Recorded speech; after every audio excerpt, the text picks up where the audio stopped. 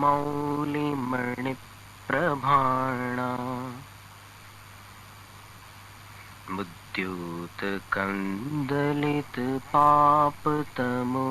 मुद्योतकन्दलितपापतमोवितानम् सम्यक् प्रणम्य जिनपादयुगं युगादा वालम्बनं भवजले पततां जनानाम् यः संस्तुतः सकलवाङ्मयतत्त्वबोधा दुद्भूतबुद्धिपटुभिः सुरलोकनाथैः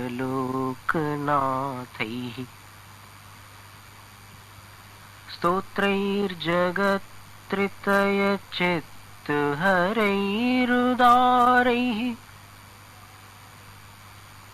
स्तोष्ये किलाहमपि तं प्रथमं जिनेन्द्रम् बुद्ध्या विनापि विबुधार्चितपादपीठ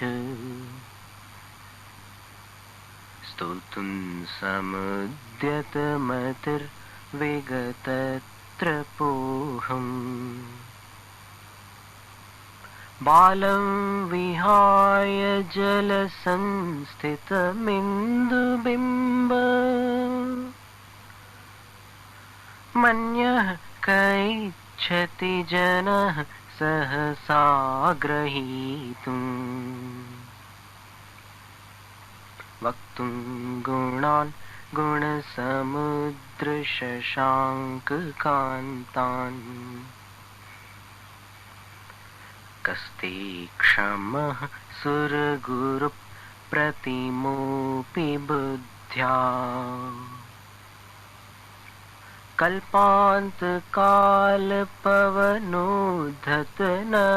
कल्पान्तकालपवनोद्धतनक्रचक्रम् को वा तरीतुमलमम्बुनिधिं भुजाभ्याम् सोऽहं तथापि तव भक्तिवशान्मुनीश कर्तुं स्तवं विगतशक्तिरपि प्रवृत्तः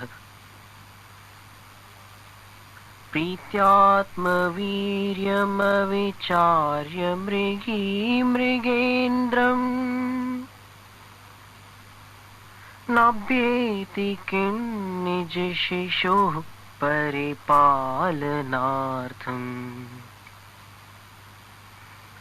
अल्पश्रुतं श्रुतवतां परिहासधाम त्वद्भक्तिरेव मुखरीकुरुते बलान् माम् यत्कोकिलः किल मधौ मधुरं विरौति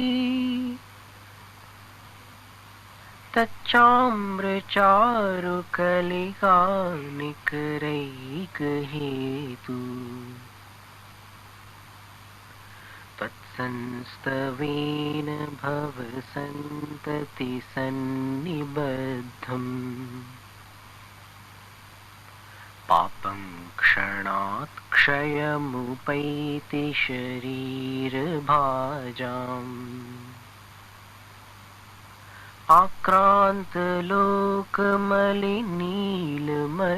आक्रान्तलोकमलिनीलमशेषमाशु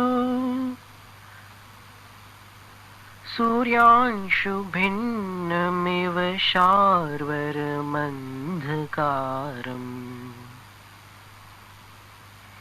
मत्वेति नाथ तव संस्तवनं मयेद मारभ्यते तनुधियापि तव प्रभावात् चेतो हरिष्यति सतां नलिनीदलेषु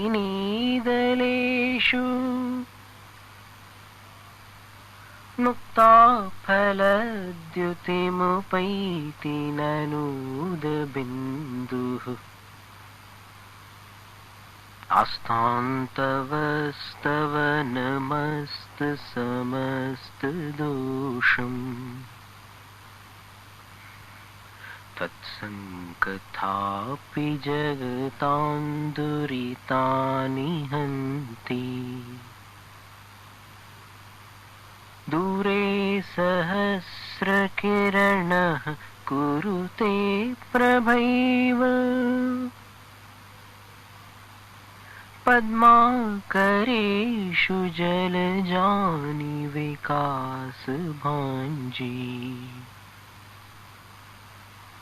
नात्यद्भुतं भुवनभूषण भूतनाथ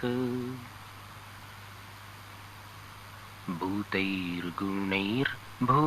भवन्तमभिष्टुवन्तः तुल्या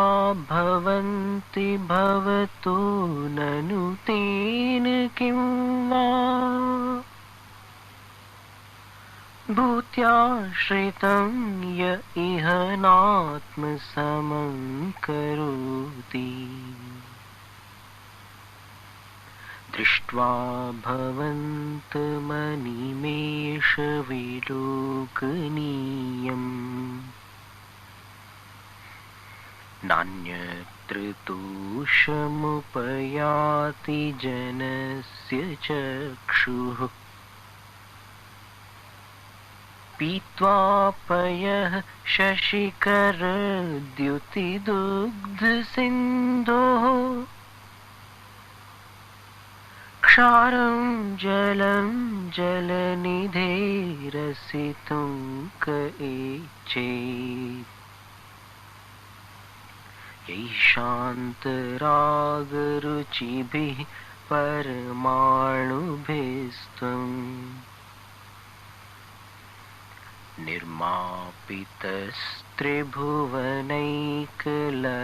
निर्मापितस्त्रिभुवनैकललामभूत तावन्त एव खलु ते प्रणवः पृथिव्याम् यत्ते समानमपरं नहि रूपमस्ति वक्त्रं क्व ते सुरनरोरगनेत्रहारी निःशेष निर्जित जगत्त्रितयोपमानम् बिम्बं कलङ्कमलिनं क्व निशाकरस्य यद्वासरे भवति पाण्डुपलाशकल्पम्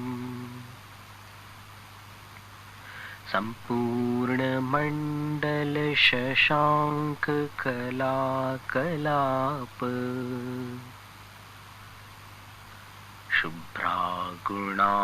शुभ्रागुणास्त्रिभुवनं तव लङ्घयन्ति ये संश्रितास्त्रिजगदीश्वरनाथमेकम् कस्तान्निवारयति सञ्चरतो यथेष्टम् चित्रं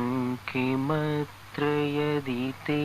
त्रिदशाङ्गनाभिर्नीतं मनागपि मनो न विकारमार्गम्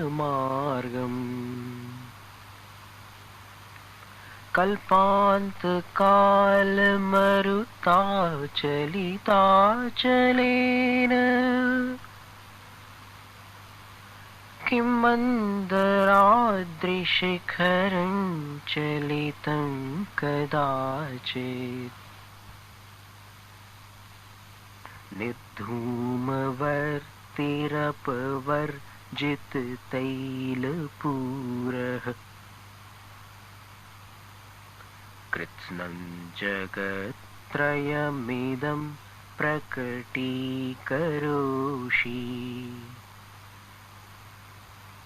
गम्यो न जातुमरुतां चलिताचलानां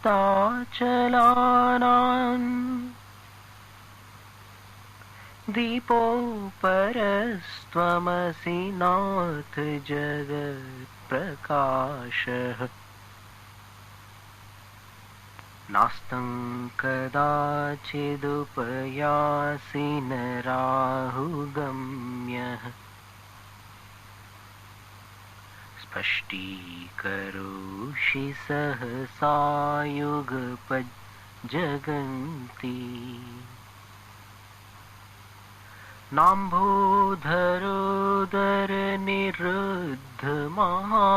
नाम्भोधरोदरनिरुद्धमहाप्रभावः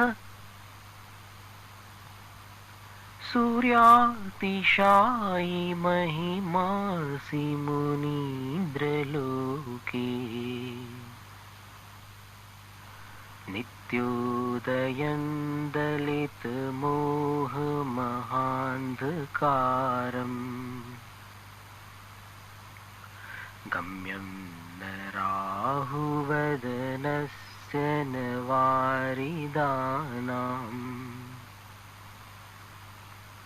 विभ्राजते तव मुखाब्जमनल्पकान्ति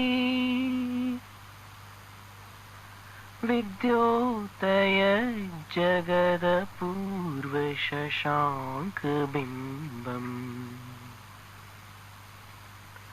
किं शर्वरीषु शशिनान्निविवस्वता वा युष्मन्मुखेन्दुदलितेषु तमः सुनाथ निष्पन्नशालिवनशालिनि जीवलोके कार्यं कियज्जलधरैर्जलभारनम्रैः ज्ञानं यथा त्वयि विभाति कृतावकाशम्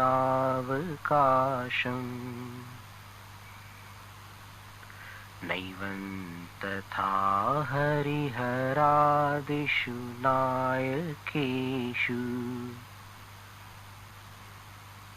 तेजः स्फुरन्मणिषु याति यथा महत्त्वम् नैवं तु काचशकले किरणाकुलेऽपि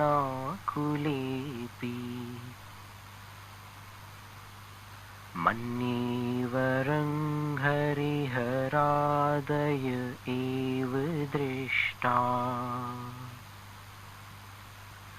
दृष्टिषु येषु हृदयं त्वयि तोषमेति किं वीक्षितेन भवता भुवि येन नान्यः कश्चिन्मनोहरति नाथ भवान्तरेऽपि स्त्रीणां शतानि शतशो जनयन्ति पुत्रान् नान्यासुतं त्वदुपमं जननी प्रसूता सर्वादिशो दधति भानि सहस्ररश्मिम्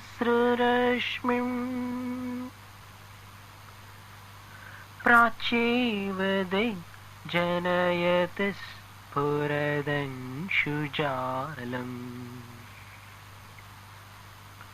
त्वामामनन्ति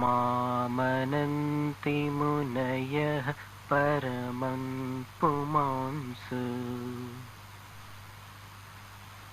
मादित्यवर्णममलं तमसः पुरस्तात् त्वामेव सम्यगुपलभ्य जयन्ति मृत्युम् नान्यः शिवः शिवपरस्य मुनीन्द्रपन्थाः त्वामव्ययं विभुमचिन्त्यमसङ्ख्यमाद्यम्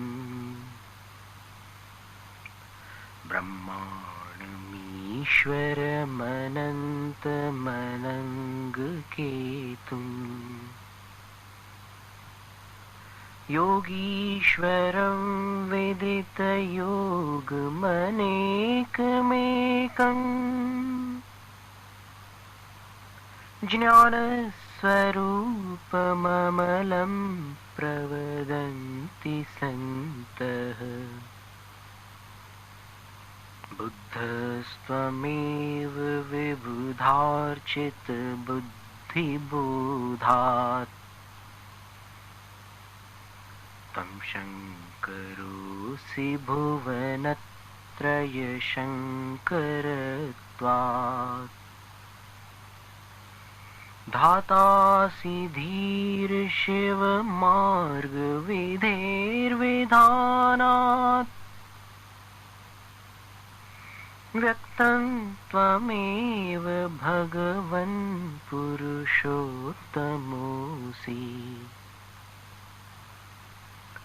तुभ्यं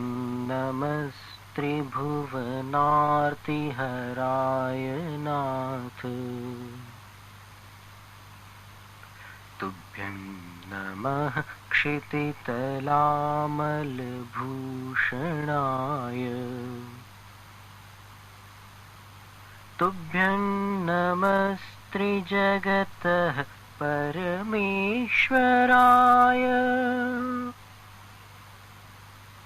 तुभ्यं नमो जिनभवोदधिशोषणाय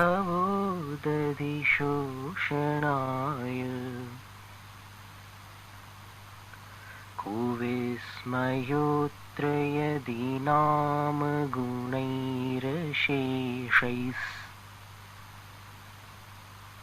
तन्संश्रितो निरवकाशतया मुनीश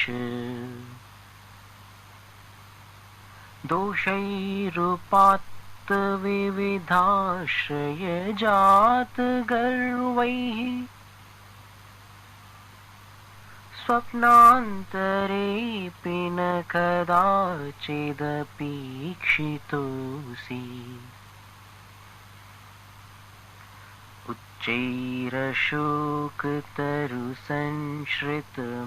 उच्चैरशोकतरुसंश्रितमुन्मयूख मा भाति रूपममलं भवतो नितान्तम्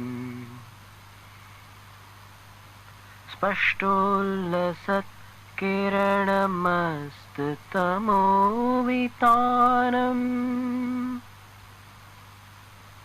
बिम्बं रवेरिव पयोधर पार्श्ववर्ती सिंहासने मणिमयूखशिखा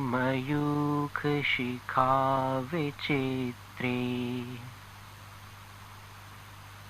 विभ्राजते तव वपुः कनकावदातम्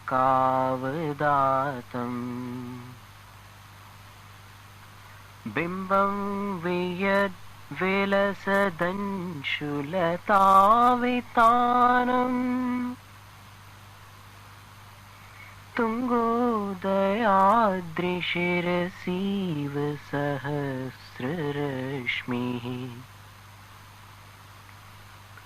कुन्दावदातचलचामरचारुशोभम् विभ्राजते तव वपुः कलधौतकान्तम्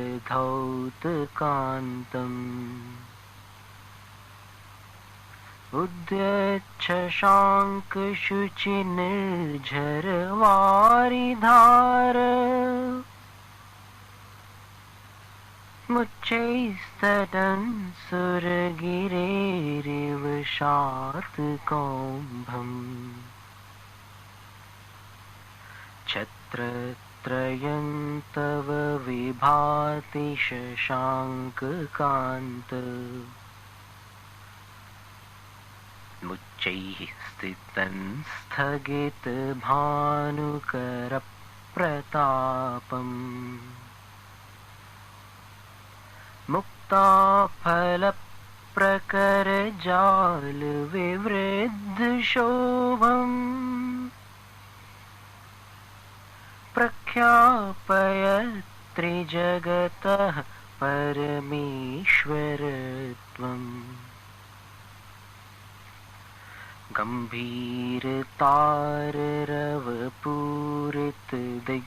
गम्भीरताररवपूरितदिग्विभागस्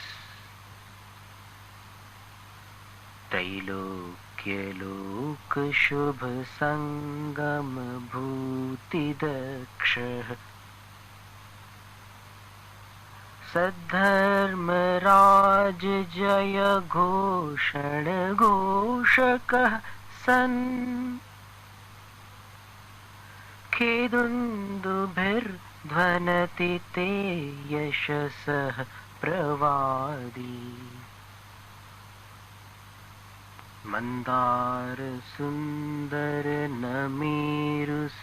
मन्दारसुन्दरनमेरुसुपारिजात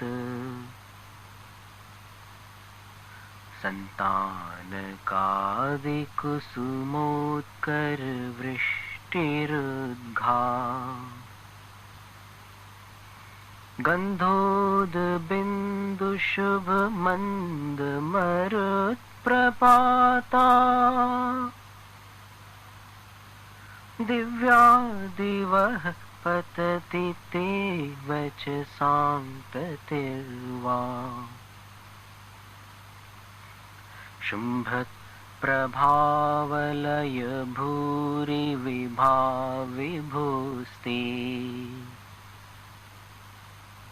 लोकत्रये द्युतिमतां द्युतिमा क्षिपन्ति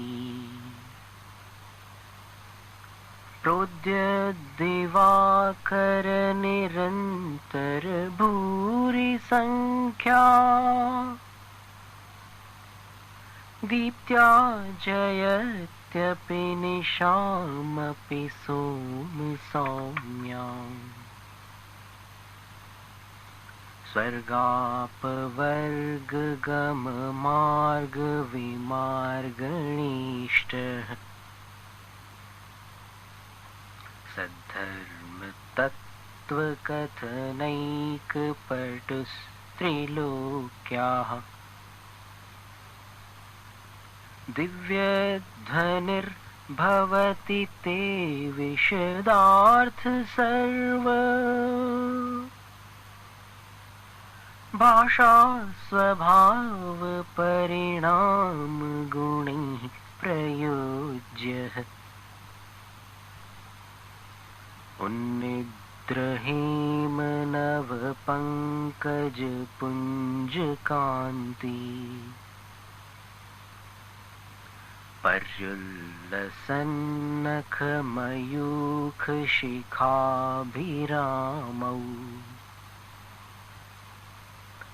पादौ पदानि तव यत्र जिनेन्द्रधत्तः पद्मानि तत्र विबुधाः परिकल्पयन्ति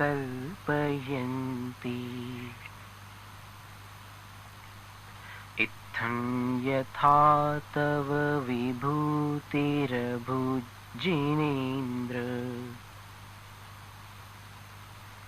धर्मोपदेशन विधौ न तथा परस्य यादृक् प्रभादिन कृतः प्रहतान्धकारा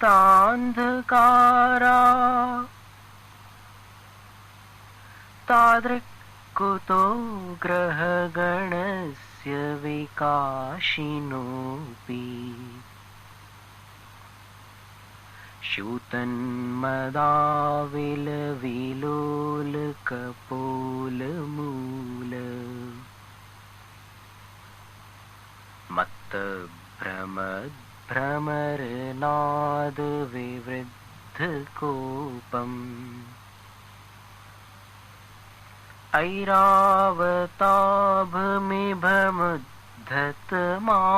ऐरावताभमिभमुद्धतमापतन्तम् दृष्ट्वा भयं भवति नो भवदाश्रितानाम्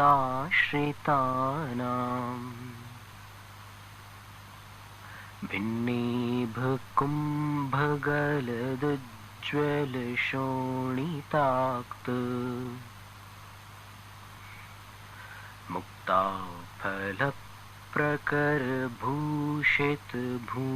मुक्ताफलप्रकरभूषितभूमिभागः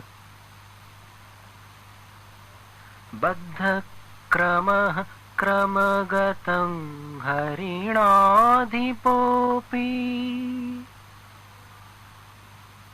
नाक्रामतिक्रमयुगाचलसंश्रितं ते कल्पान्तकालपवनोद्धतवह्निकल्पम्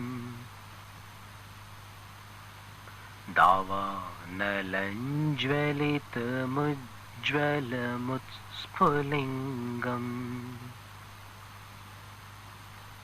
विश्वं जिघत्सुमिव सम्मुखमापतन्तम्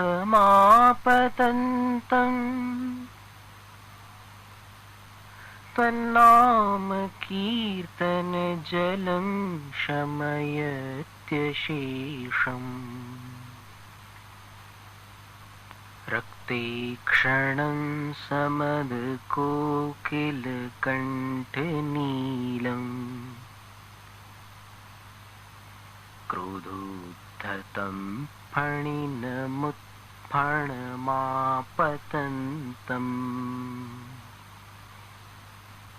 आक्रामतिक्रमयुगेण निरस्तशङ्कस्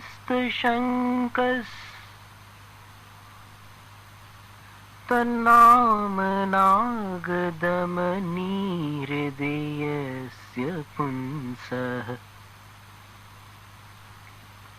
वल्गतुरङ्गगजगर्जितभीमनाद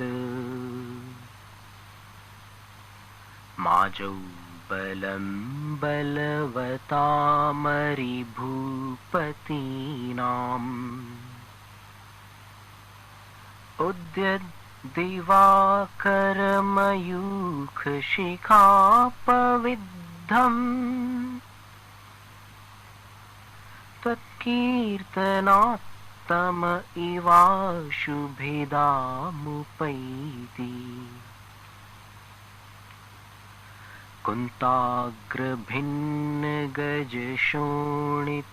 कुन्ताग्रभिन्नगजशोणितवारिवाह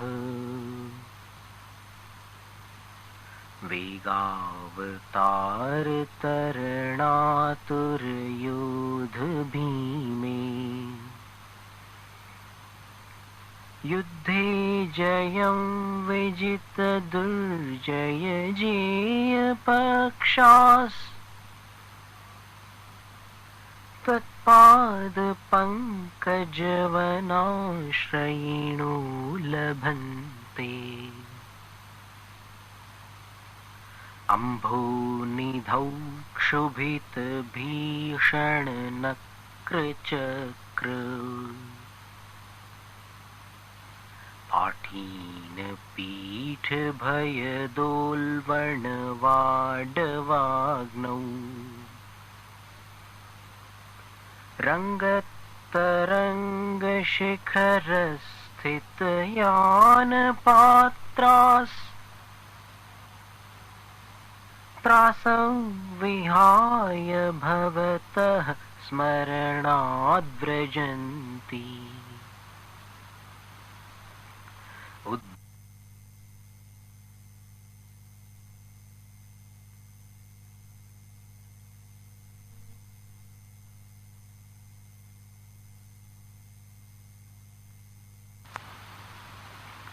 उद्भूत भीषण जलोदर भार भुग्नाः शोच्यान्तशामुपगताश्च्युत जीविताशाः त्वत्पादपङ्कजरजो मृतदिग्धदेहा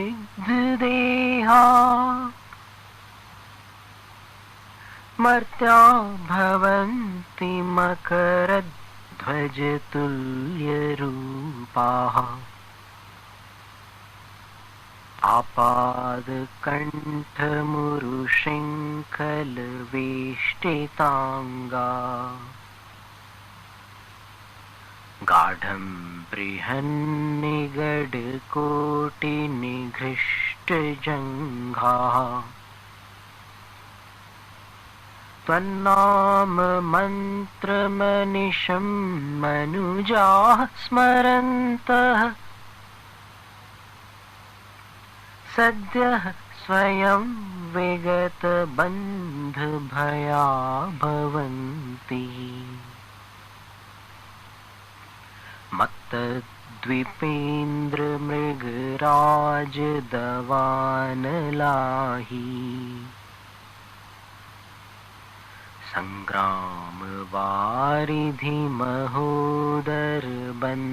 सङ्ग्रामवारिधिमहोदरबन्धनोत्थम्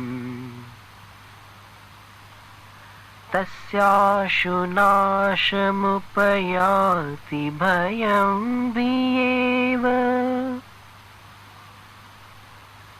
यस्तावकंस्तवमिमं मतिमानधीते